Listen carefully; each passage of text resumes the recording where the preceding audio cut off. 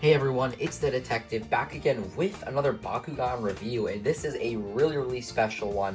Today we're going to be taking a look at Diamond Tretorous Ultra, and I'm super excited for this because as you can see, he looks absolutely fantastic.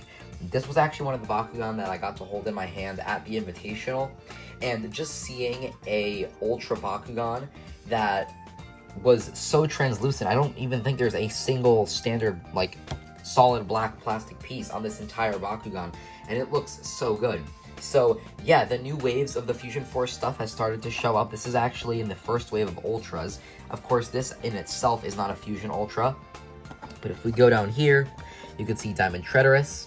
We also have Aurelus Batrix, and we have two versions of Hydorus X and Trino, Trox and Obilius, Pegatrix and Goreen, and Howlcore and Serpentines. I'm super excited for that.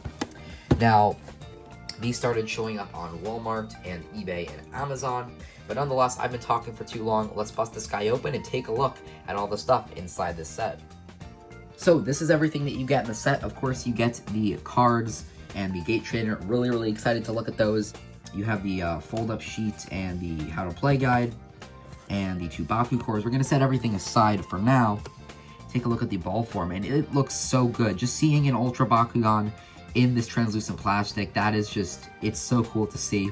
And again, I keep mentioning it with these Armored Alliance Ultras, but I really appreciate how Spin Master has been able to kind of smoothen them out a bit. You know, the original Battle Planet Ultras had a lot of pieces like protruding out of them. You know, main ones that I can think of would be like Mantinoid, Howlcore, even Dragonoid Ultra, but I really do love how smooth the Armored Alliance ones are. I do like the little green detailings and the purple detailings throughout. And there's not even much paint on it either, so it really just enunciates that kind of diamond look to it. But anyway, let's get this guy rolled out, and we'll take a look at how he looks unfolded. Alright, and here is Diamond Tretorous Ultra, all folded out, and he looks really great. Now, of course, you know, all the Ultra and Core Bakugan that come in single packs, they always come all folded out. So I did get a chance to actually fold this guy up before, you know, starting this video, and, he's a really simple Ultra. Like, the design, it's almost like a Core Bakugan. I do really like how you can see his little eyes and kind of like little nostrils like sculpted in there. That's pretty funny. I do like the black and purple paint jobs throughout, and of course the little kind of green dots over there too do look very nice, and throughout the tail. Of course, you have the golden faction logo for Darkus. It looks great as always. Now let's take a look at the exciting part, the character cards, the gate trainer, and the cores. Let's take a quick look at the cards first, but before we actually start with the Diamond Evo and the character card, it does come with one of these new Fusion Force gate trainers, and these are just so cool to look at. It is kind of weird that this is an Enoch. It has Enoch's art right there. You would think that, you know, with Tretorous, there would be like a Tretorous gate trainer. I'm sure that one of them exists, but whatever. And I do really like how they kind of redid the gate trainers to, instead of having the art of just one of the characters from the show, you know, like Dan, Leo, Winton, whatever, they actually have, like, the different B-Power boosts, just like the original, you know, with the G-Power bonuses. And that's cool and all, but I still think that the TCG should be the focus.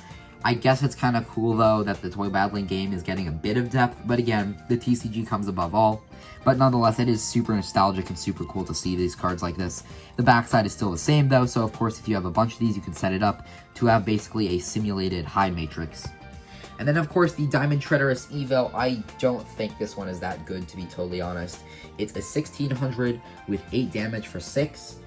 I mean, I guess the Diamond Evos are getting better. Like, since Armored Alliance came, the Diamond Evos are slowly kind of power creeping out most of the older ones. But I still don't think that this card is, like, good. And especially when we look at his character card, yeah, 603, no skill, just double green fists. Green fists just are not good that much anymore.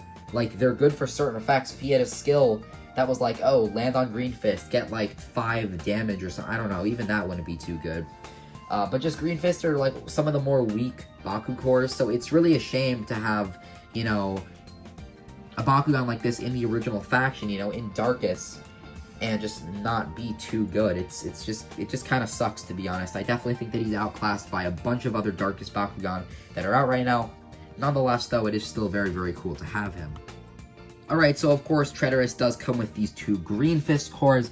One of them gives you 150 B plus 1, and the other one gives you plus 3. Really not the best Green Fist. Like, these might even be some of the better Green Fists. But Green Fists as an archetype have honestly kind of just been outclassed now.